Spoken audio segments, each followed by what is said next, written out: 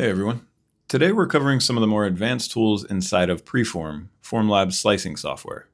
We'll be focused specifically on SLA resin printing today, and if you've seen our other videos, you already know the basics of orienting parts, adding supports, and getting a print started. So we're going to be skipping most of that stuff, and this one is really for the tools that are built into the software, but they don't always get the attention they deserve, and they can be really powerful. I don't know about you guys, but I personally find these things a lot more watchable and entertaining when there's an actual project or sort of a story behind them. So instead of just clicking through menus and having a bunch of unrelated sections, we're going to try to make one thing and use every tool that we're covering today with it. I'll warn you up front, the project itself is slightly unserious compared to the engineering and manufacturing things that we normally cover. A plant pot is not exactly a load-bearing bracket or a critical piece of equipment, so I will weave in some real-world examples and some slicing tips as we go. Those are legitimately useful, I promise. But a plant pot gives us the perfect excuse to break free from the rigidity you typically use in SolidWorks. Fully defined sketches and exact dimensions are great for the engineering world, but today, we're making art. So here's what we're working with. The starting point was a spline that I genuinely spent way too long on for something that's just eventually going to hold dirt. But the spline was revolved around an axis, and just like that, we had the bones of something special. I have a few other features I'll need to add in SolidWorks, but I'll explain those as we go.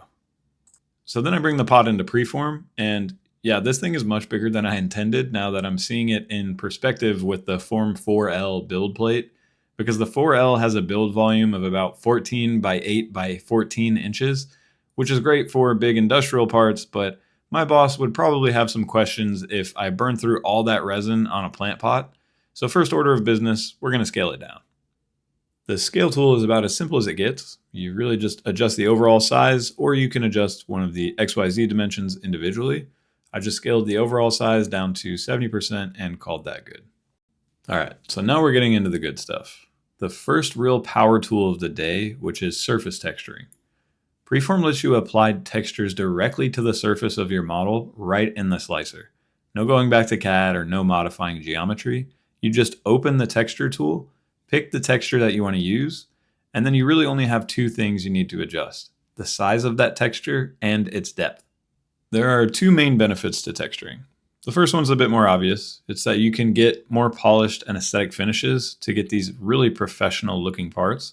But the second one is that you can actually get some function out of it by creating grippy surfaces for something like an anti-slip feature, or you can even create some ergonomic contact areas. You might not always want the whole part textured though. So another useful part of this feature is that you can apply textures to specific faces of your model. There is a little bit of setup required on the CAD side first, so let's hop back into SolidWorks real quick. In order for PreForm to recognize which face we want to add texture to, all we have to do is color that face in SolidWorks by applying an appearance. And in SolidWorks, faces are naturally divided by edges. So if your geometry is well defined by those edges, you can go straight to coloring things in. But the outside of my plant pot is smooth and it's a continuous face. So I need to break that up first if I want to add different textures. The way that I went about it was drawing another spline, just sticking with that artistic kind of undefined approach. Then I used a linear pattern to repeat that spline up through the height of the plant pot. That spline exists on a 2D plane, but you can use the split line command in SolidWorks to project the sketch onto the surface of the pot, and that divides it up into separate faces. So from there, I could color each face independently.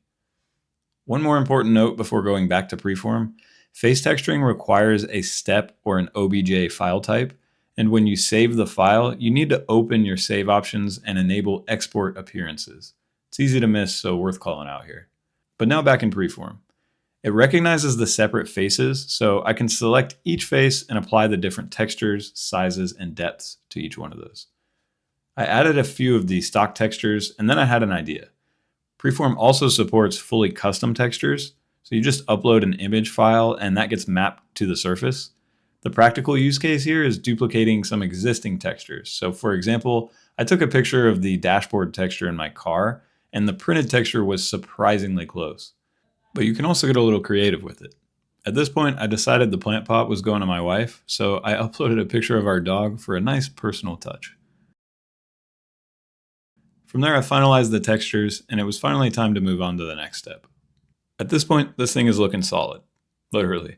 There's nowhere for the plant to go, so it's time to start fixing that. And the first step is using the hollow tool. In the real world, you would use this tool for parts that don't need to be solid filled, and that way you can cut significantly down on your resin consumption. So things like simple industrial parts, quick prototypes, or even scale models where you just need the exterior geometry, you don't need the full thickness. So the tool allows you to shell at whatever wall thickness you define, and you have control over how closely that interior shape or face follows the exterior geometry. In most cases, you want a simplified, smoother interior to help resin flow out easier. Speaking of, this part would essentially just be a resin water balloon if we printed it as is, because there's still no way for the resin to get out. So that's where the hole tool comes in. But I'm going to use it in a slightly unconventional way and create a large opening at the top where we can put the plant in. To size it correctly, I need to introduce another tool first though, which is the measure tool. It's exactly what it sounds like, and it's useful for getting dimensions directly in PreForm without having to flip back and forth between CAD. So I grabbed it to get a quick diameter from the top, and then it's back to the hole tool where I changed the depth so it would only cut through that top face. And now is a good time to talk about a real problem in resin printing that's called cupping. With SLA, the part peels off of the tank film between every layer, and when you have an internal cavity, that peel force creates a suction effect inside of the part. It causes part defects because the walls are pulled inwards and it accelerates wear on the resin tank. There's a two-part solution to this issue, and I already took care of the first half in SolidWorks where I added a channel on the bottom of the part. Then the channel is connected to the internal cavity using the hole tool in PreForm again. A hole at the bottom by itself isn't enough to break the seal since I'm printing directly on the build plate and the air would still be trapped. So the channel lets the air escape freely and eliminates that suction force. As a bonus, this hole kills two birds with one stone because it will also be a water drain once the plant pot is actually in use. The label tool is another pretty self-explanatory one, but it's great to add part numbers or to keep track of revisions as you're making changes to a part in PreForm. Something like trying a different print orientation or different support settings. I went with Comic Sans font just to keep with our sort of unserious theme here.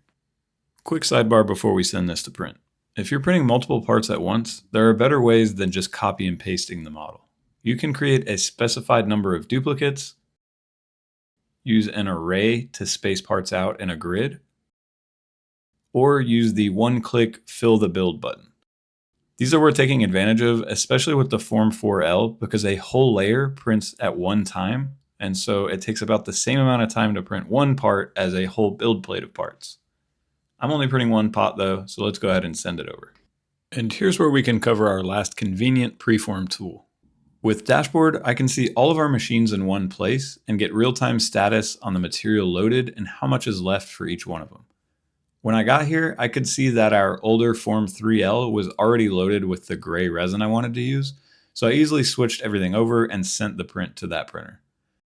Dashboard is free with any Formlabs machine, and it provides a lot of other benefits too, like user management, print history, and utilization stats. If I was running the paid version called Fleet Control, that one automatically assigns jobs to the best available printer based on what materials are loaded. It's basically a print queue manager that does the thinking for you. But with that, we're finished with our tools, so here's a quick post-processing montage before we wrap things up.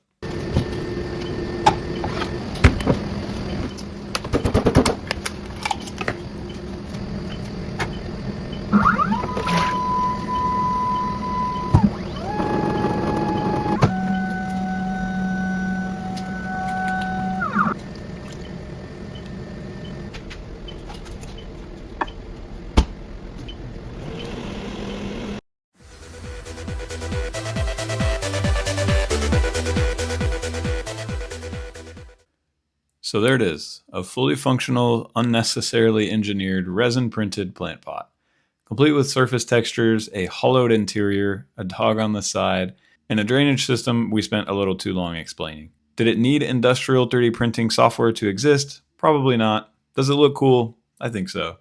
But in all seriousness, everything we use to make this works exactly the same way on parts that actually matter. The texture tool, hollowing, measuring, remote printing, they all sit in PreForm right now, ready to use. If you want to learn more about what a Formlabs printer could do for your workflow, reach out to us at MLC CAD Systems. We're happy to talk through what makes sense for your application, whether it's buying a machine or printing parts for you. Thanks for watching though, and I hope this gave you a reason to open PreForm and click around a little bit.